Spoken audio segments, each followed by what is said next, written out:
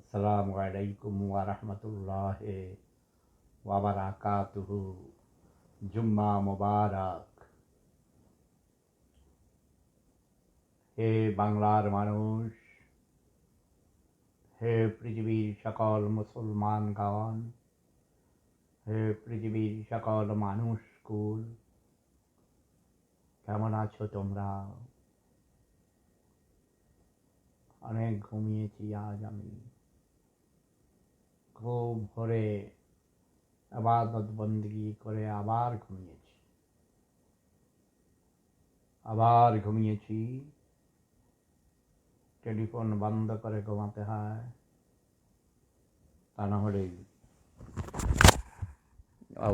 এটা দূরে। আমি খেয়াল করে নিচ্ছি আমার এয়ারফোন, হেডফোন পড়ে গেছে কানের থেকে। আমি ক্লান্ত, অনেক ওষুধ খেয়েছি, পেইন কিলার খেয়েছি, আরও অনেক ওষুধ খেতে হয়। আর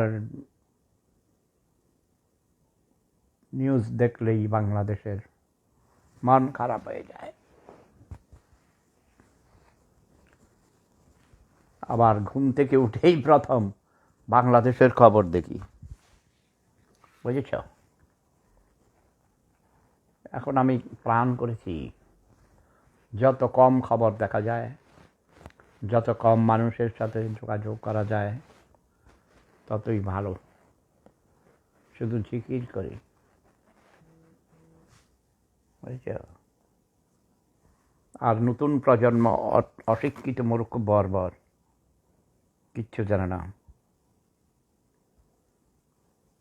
32 বছর বয়সের এক কবি, সে নাকি বিশ্ববিদ্যালয় থেকে লেখাপড়া করেছে, তার কয়েকটা কাব্যগ্রন্থ এবারও বইমেলায় বিক্রি হয়েছে। বিক্রি করে আর কি, বলতো না, পয়সা কামায়, একটা কিছু লেখে। বাংলাদেশের ইতিহাস জানে না, মুক্তিযুদ্ধের ইতিহাস জানে না,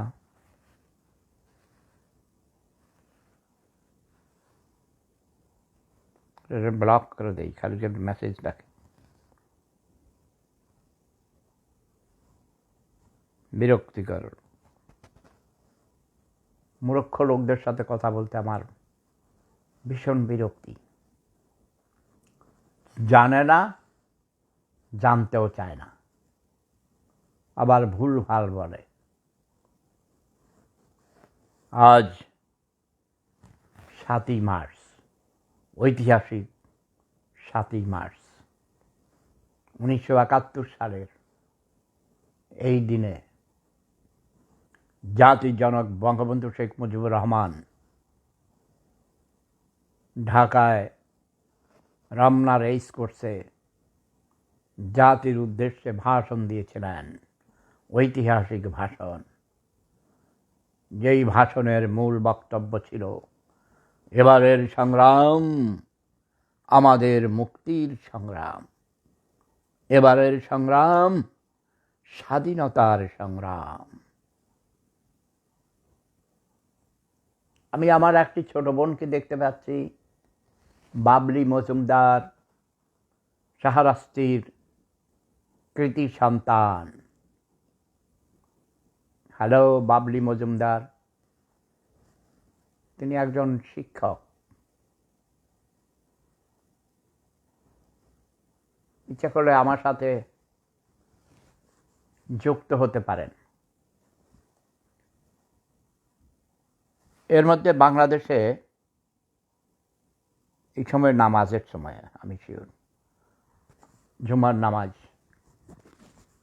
আমাদের এখানে বাজে সকাল 8:35, সাথে 5 ঘন্টা যোগ হবে। 8 আর 5-এ 13, মানে 1:36 হয়েছে এখন। ঠিক বলেছি? আজ জুম্মা মোবারক, জুম্মাবার, রমজান মাসের প্রথম জুমা। সাধারণত 4টা জুম্মা হয়। আচ্ছা, আজকে 7 তারিখ প্রথম জুম্মা, 14 তারিখ দ্বিতীয় জুম্মা, 21 তারিখ তৃতীয় জুম্মা, 28 তারিখ জুম্মাতুল বেদা, মানে শেষ জুম্মা হবে 28 তারিখে। এই মাস 31 দিনে, 31 তারিখ হলে মার্চ মাস শেষ হবে, 1 এপ্রিল হবে। ওয়াও!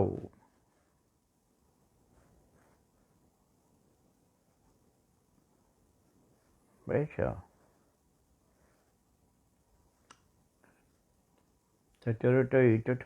না থাক, এত কথার দরকার নেই। যখন যেটা আসবে আমরা সেটাকেই গ্রহণ করব। বলো, তোমরা কেমন আছো? রোজার দিনে অনেক মজার মজার খাওয়া, সেহেরি, ইফতারি, তারপরে কত রকমের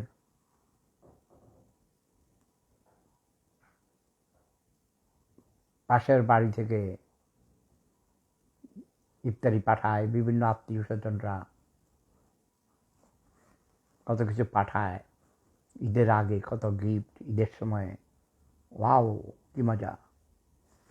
ঈদ মানে খুশি, রোজা আসা মানে ঈদ।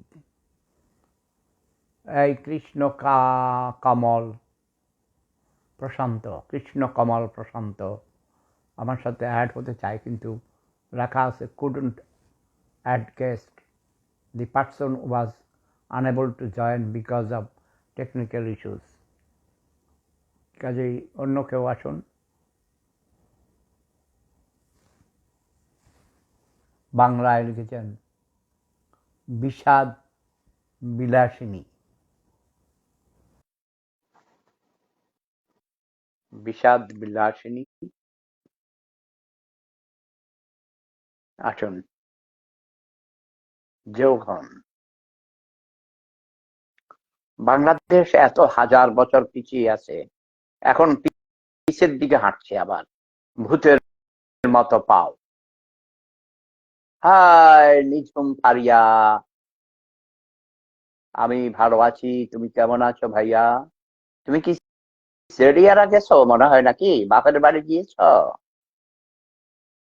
তুমি ডালিম ডালিমের ছবি দিয়েছ, আর একটা ছবি দেখলাম, ইহাতে আমার মনে হয়ে গেছে তুমি সিরিয়ারা গিয়েছ। হ্যাঁ, আচ্ছা, ওই সিরিয়ারা পাটোয়ারি বাড়িতে একটা মেয়ে নাকি আত্মহত্যা করেছে। আলহামদুলিল্লাহ লেখছে। তুমি যোগ হও আমার সাথে, অথবা দেখো তো ওই মেয়েটা প্রেম করেছিল, প্রেম করে নাকি, প্রেম করেছে, ওর মা নাকি বকা দিয়েছে, তাই অভিমান করে আত্মহত্যা করেছে। এটা কোনো কথা হলো? এখনো যাওনি? খবর পেয়েছো তুমি? এটা দেখেছো নাকি? আমি একটা জিজ্ঞেস করছি, এক লোক, সে ঠিক মতো বলতে পারে না। সে বলে পাটোয়ারি বাড়ির মিজানের মেয়ে। মিজানকে I don't know. Mizan, Mizan Saudi আরবে না কোথায় থাকে? মিজানের বাপের নাম কি সেটা বলো দেখি, তাহলে হয়তো জানতে পারবো।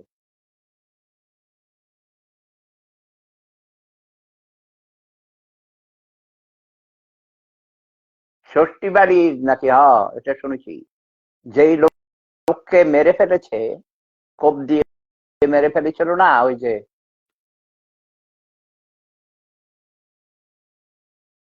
হাইডগা বাড়ি, ওরাও পাটোয়ারি, ওরাও ওই পাটোয়ারি বাড়ির লোক, ওইখানে গিয়ে বাড়ি বানাইছে।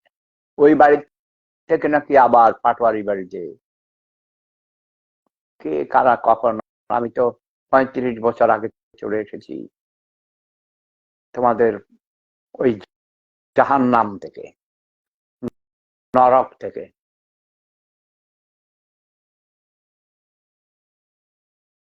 হ্যাঁ, জিজ্ঞেস করো। মিজান কে? I don't know Mizan. সম্ভবত রফিকুল্লাহর ছেলে হতে পারে নাকি, কারণ রফিকুল্লাহ একজন আছে, রফিকুল্লাহ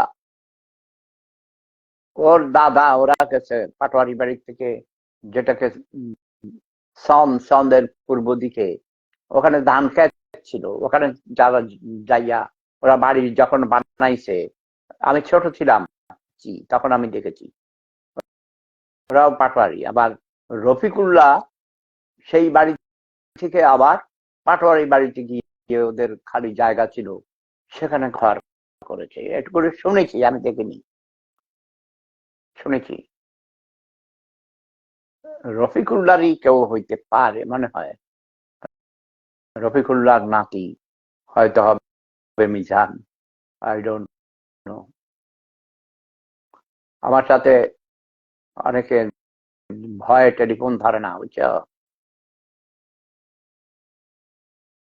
ভাইয়া। সব শেষে কবে দেশে এসেছেন? 2002 সালে গিয়েছিলাম, কয়েক ঘন্টা ছিলাম, তাও পথে গাড়ি নষ্ট হয়ে গেছিল, দেরি হয়ে গেছে বাড়িতে যেতে যেতে। তারপর ঢাকায় ছিলাম বাকি কয়েকদিন। যাওয়ার পর 3 দিনের দিনে আমি, আমার রক্ত আমসা হয়ে গিয়েছিল, অসুস্থ হয়ে গিয়েছি। তোমার কি তখন জন্ম হয়েছে? কত বছর হলো? 2000, মানে about 23 years ago। জুন মাসে 23 হবে, এন্ড অফ জুন। ইচ্ছা করে মানুষের জন্য জন্মস্থান, বুঝো না, আমার গ্রাম, আমার জন্মভূমি, যুদ্ধ করে এদের স্বাধীন করতে গিয়ে পঙ্গু হয়েছি, মেরুদণ্ড ভাঙা, আজও ব্যথা হয়। এই যে এখনো পেইন কিলার ট্যাবলেট খেলাম। পরশুদিন অর্থোপেডির কাছে গেছি, পরে বুঝছো 17টা ইঞ্জেকশন দিয়েছে আমার পিঠে, হাড় থেকে পুরা পিঠে, মেরুদণ্ডে। তার আগের বার দিয়েছে 15টা। আগামী মঙ্গলবার আবার অ্যাপয়েন্টমেন্ট আছে, আরো কত থেরাপি, কত কিছু। অপারেশন করার কথা ছিল মেরুদণ্ড। আপনি দেশে আসলে আপনার সাথে দেখা করব ইনশাআল্লাহ। তোমাদের দেশে যাওয়ার মতো কোনো পরিবেশ আছে ওই নরকে? যদি লক্ষণ দেখতাম যে না, অমানুষ মানুষ হচ্ছে, মানুষ হওয়ার তো কোনো, কি বলছি আমি, কথা বোঝাতো নেই। তোমরা তো উল্টা দিকে হাঁটতেছ, ভূতের পা হলো উল্টা দিকে হাঁটে। হম, আমি যতটুকু অসুস্থ তার চেয়ে অসুস্থ তোমরা বেশি, অসুস্থ বানাও। খালি ফি আমানিল্লাহ, আলহামদুলিল্লাহ, মাশাআল্লাহ, মারহাবা। এগুলো কোন দেশের ভাষা দেখো তুমি? ওয়ালাইকুম সালাম, হাফেজ কারি হাসান। কি খবর হাফেজ কারি হাসান? তুমি অনেক টেলিফোন করো, অনেক মেসেজ দাও। আমি কিন্তু এত বেশি বেশি মেসেজ দেওয়া নিষেধ করেছি। আর যে প্রাইভেটে কল দিবে, সাথে সাথে তাকে ব্লক, কোনো কথা নেই। হাজার হাজার বিরক্তিকর না? মেসেজ আসলেও তো আমি দেখি যে কার পরিবারের কারো কোনো মেসেজ আসছে কিনা, তাই না? এগুলো বিরক্তিকর। তুমি আসো এখানে, যোগ হও আমার সাথে। যোগ হবে? হুম, তা তো হবে না।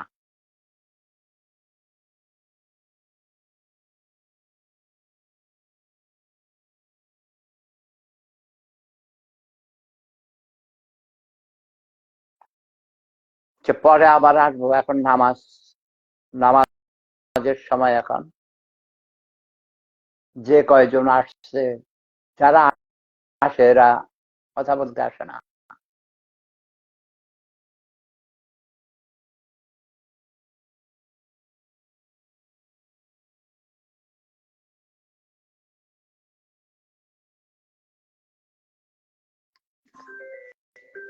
ওয়াও।